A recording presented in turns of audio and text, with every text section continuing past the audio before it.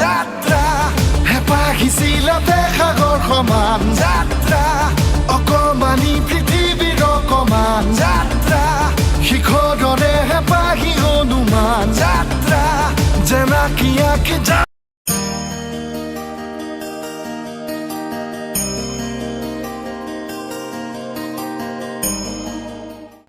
Hi guys, welcome and welcome back to my YouTube channel.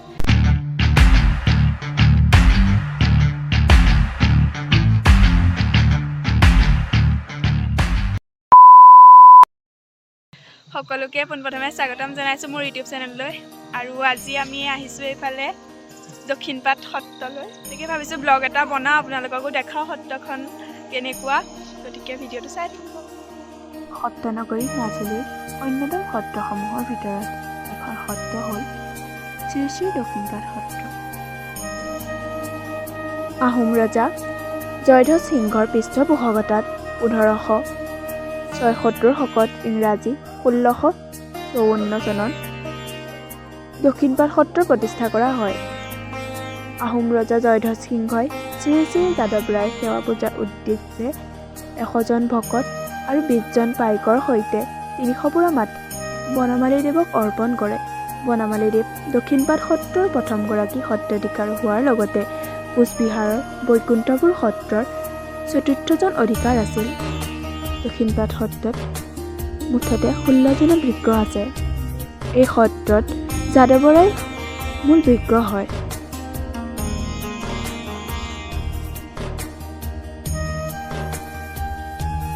Shri Shri Banamali দেৱ এই দক্ষিণপাট সত্ৰৰ প্ৰতিষ্ঠাপক সত্ৰাধিকাৰ হয়। তাৰ পৰৱৰ্তী কালত 1605 শকৰ পৰা 1615 শকলৈ শ্ৰী শ্ৰী ৰামদেৱ গোস্বামীয়ে এই সত্ৰৰ সত্ৰাধিকাৰ হয়।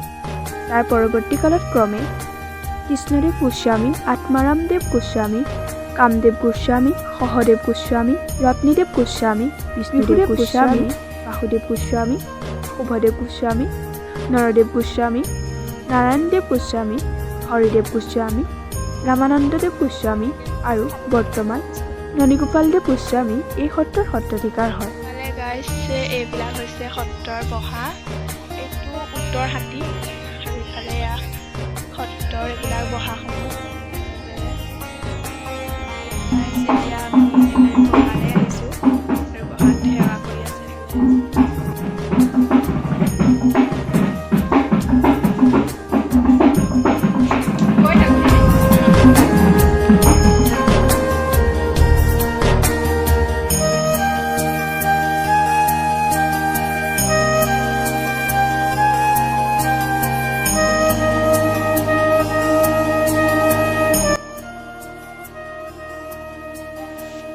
এতিয়া আমি এইফালে সত্ৰৰ পৰা ওলাই আহিলোঁ আৰু এতিয়া আমি বেলেগ জেগালৈ যাম গতিকে আপোনালোকে ভিডিঅ'টো চাই থাকিব ক'ত যাওঁ কি কৰোঁ আপোনালোকে দেখি থাকিব। এইফালে সত্ৰৰ এইখন গেটখন। A few moments later. Guys এতিয়া আমি আহিছোঁ চামগুৰি সত্ৰ মুখা শিল্প আৰু এইফালে ইমান ধুনীয়া ধুনীয়াকৈ মুখাবোৰ বনাই থোৱা আছে। ঘৰলৈ যাম ৰশ্মিহঁতৰ ঘৰলৈ যাম।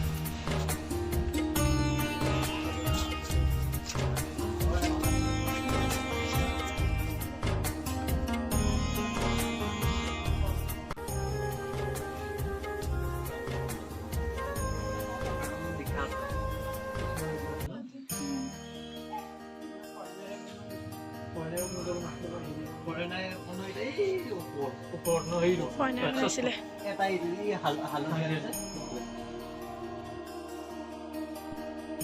1585 শকৰ অৰ্থাৎ ইংৰাজী 1663 চনৰ ফাগুন মাহত শুক্লা চতুৰ্দশী তিথিত আহোম স্বৰ্গদেউ চক্ৰধ্বজ সিংহৰ পৃষ্ঠপোষকতাত শ্ৰীমন্ত শংকৰদেৱৰ নাতি শ্ৰী শ্ৰী চক্ৰপাণীয়ে এই সত্ৰখনৰ স্থাপন কৰিছিল।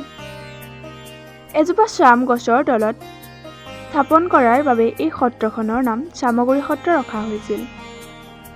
এই চামগুৰি সত্ৰখন মুখা শিল্পৰ বাবে বিখ্যাত আৰু এই সত্ৰত বিভিন্ন ধৰণৰ মুখাসমূহ তৈয়াৰ কৰা হয়। মাজুলীৰ এই মুখা শিল্প চাবলৈ দেশ বিদেশৰ পৰা বিভিন্ন পৰ্যটক অহাও দেখিবলৈ পোৱা যায়। মাজুলীৰ এই মুখা শিল্পৰ বাবে বিখ্যাত সত্ৰখনে অসম তথা ভাৰতৰ লগতে ভিন্ন দেশ বিদেশলৈ গৈছে।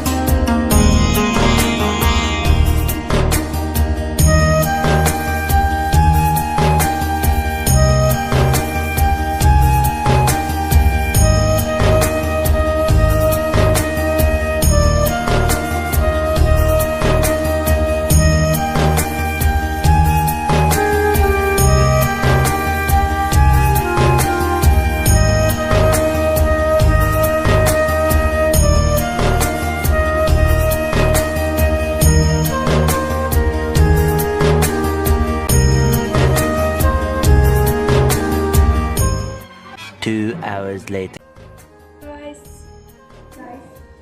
এতিয়া আমি আহিলোঁ চামগুৰি সত্ৰৰ পৰা আহিলোঁ, দক্ষিণপাট সত্ৰৰ পৰা আহিলোঁ আৰু আহি পেলাই এতিয়া আমি আছোঁ এইফালে খুৰীহঁতৰ ঘৰত পহুমৰাত আছোঁহি।